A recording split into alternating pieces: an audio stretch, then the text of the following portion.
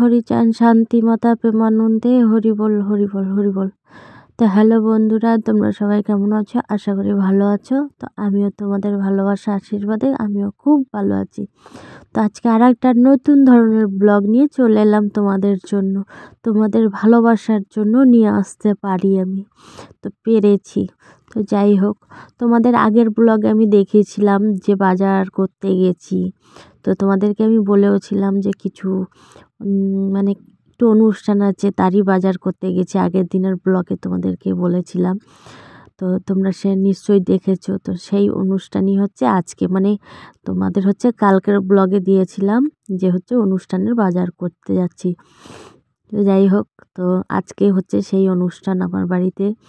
তো এবার তোমাদেরকে বলি কিসের অনুষ্ঠান। তো আমার বাড়িতে হরিচাঁদ শান্তি মাতার উপলক্ষে কীর্তন আছে।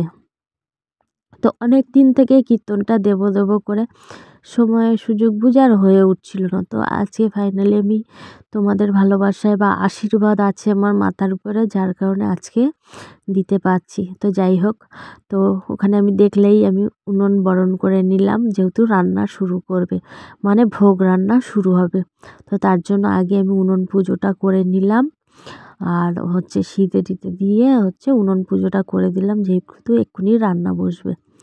তো ওখানে করে দিয়ে এসে এখানে দেখো আমি ঠাকুর ঘর, মানে ঠাকুরের জায়গাটা ঠিক করে নিচ্ছি, মানে যেখানটায় কীর্তন হবে তো সেইখানটাতে দেখো ঠাকুর প্রতিষ্ঠা করে নিলাম আমি, মানে হরিচাঁদ শান্তি মাতাকে প্রতিষ্ঠা করে নিলাম। এই দেখো, দেখেছো? তো এই ঠাকুরের পিকচারটা আমি অনেক দিন আগে করে এনে রেখেছিলাম, যে তারপর ভাবছিলাম যে না একটু কীর্তন দেবো যখন, তখনই এনাকে হচ্ছে বরণ করব। তো আজকে ফাইনালি আমি সেটা করতে পেরেছি। তো আমার সত্যি খুব ভালো লাগছে আজকে। তাই দেখো আমি এখানটায় বসিয়েছি, যেহেতু এই বারান্দাতেই হচ্ছে কীর্তনটা হবে। তো বাইরে যে বসাবো, বাইরে এখন প্রচুর পরিমাণে ঠান্ডা, আর রাত্রেবেলা যেহেতু ঠান্ডায় কি করে বসবে, তা ভাবলাম না বারান্দাতেই করি। তো সেই জন্য আবার বারান্দাতেই বসালাম। তো এই যে ঘট বসিয়ে দিয়েছি, দেখো ঘরটা, নতুন ঘরটা সব কিছু আমি বসিয়ে দিয়েছি, যে ঠাকুরও বসিয়ে দিয়েছি। এবার হচ্ছে এখানটা পুরো ফুল দিয়ে সুন্দর করে গুছিয়ে নেব। আর বাইরে তো দেখালামই তোমাদের রান্নাবান্নার জোগাড় যন্ত্র চলছে। তো সবাই মানে সবজি টবজি সব রেডি করছে, আর ওদিকে রান্না তো বসিয়ে দিয়েছে। যেহেতু দেখলেই তোমরা, আমি উনুন পুজোটা করে দিলাম। আর এখানটাও আমার দেখো ঠাকুরের এখানটাও গুছানো প্রায় হয়ে গেছে। এবার হচ্ছে ঘরটার আর ঠাকুরটা প্রতিষ্ঠা করাই ছিল অনেক বড় একটাই, যেটা আমার হয়ে গেল। এবার হচ্ছে ফল টলগুলো কেটে নিয়ে এখানে হচ্ছে সবটা গুছিয়ে বসিয়ে দেবো। আর এই যে সব কিছু মানে গুছিয়ে আমি মানে হরিচাঁদ শান্তি মাতাকে বরণ করে নিয়েছি, তোমরা দেখতেই পেলে। তো তোমরা কে কে ভালোবাসো বা হরিচাঁদ শান্তি মাতার ভক্ত কে কে আছো, অবশ্যই একটু জানিও যদি তোমাদের ভালো লাগে। তারপরে হচ্ছে এই যে সব মানে গুরু গোসাইরা যারা এসেছিল তাদেরকেই দেখো বরণ করে নিচ্ছিলাম। তো বিন্দু তিনজনই এসেছিল, আর এখন অবধি কেউ আসেনি। তো তিনজনই এসেছিল, তো এই তিনজনকেই দেখো বরণ করে নিচ্ছিলাম আমি। আর দেখো ভয়েসটা এখন দিচ্ছি তো রাত্রেবেলা, মানে অনুষ্ঠানের শেষে।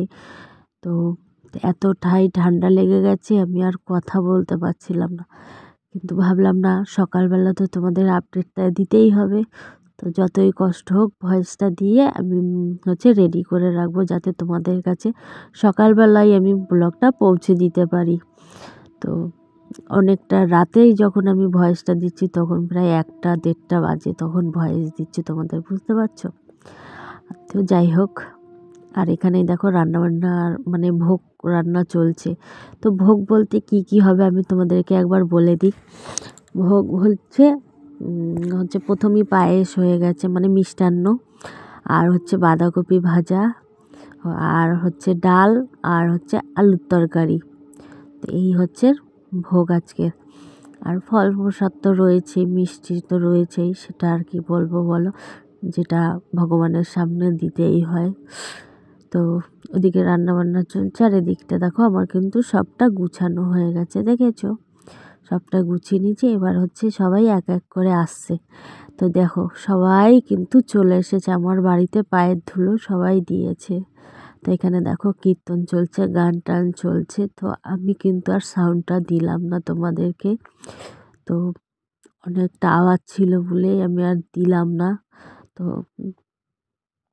আরও পাশে ফোনও চলছিল, যার কারণে আমি ভয়েসটা সাউন্ডটা লক করে ভয়েস অ্যাড করে দিয়েছি এখানে।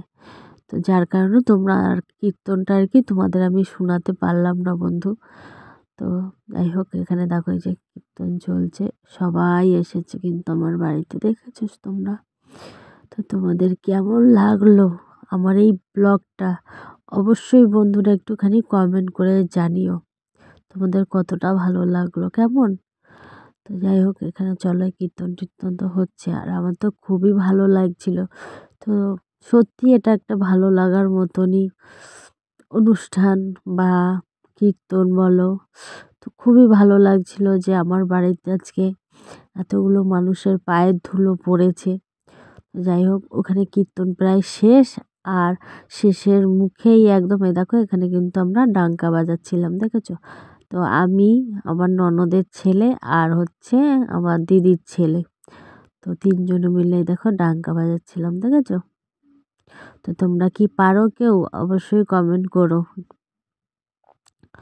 তো যাই হোক, অনেকেই পারে, তো আমি তো দেখতেই পাই অনেকেই পারে, তো তাও তোমাদেরকে বললাম। তো চলো, কীর্তন তো এখানে পুরো শেষের মুখে, এবার হচ্ছে সবাইকে ভোগ খেতে দিতে হবে, তো খাওয়া দাওয়ার ব্যবস্থাটা তো করতে হবে।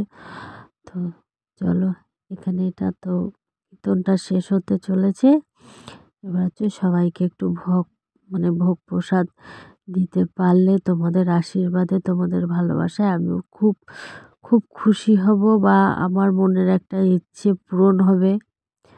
তো সবটা মিলিয়েই সত্যি আজকে আমি খুব খুশি হয়েছি বন্ধুরা, যে অনেক দিন ধরে দেব দেব করে না আর হয়ে উঠছিল।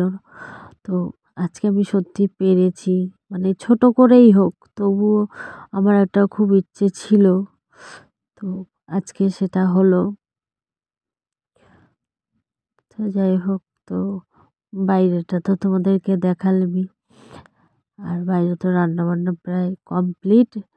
এবার হচ্ছে দেখো খেতেও দিয়ে দিয়েছি। তো যেহেতু আমার বাড়িতে জায়গা শর্ট, মানে ছোট জায়গা, তো এই যে উঠোনে যতটুকুনি উঠোন তার মধ্যেই সবাইকে খেতে দেওয়া হচ্ছে, মানে ভোগ প্রসাদ দেওয়া হয়েছে।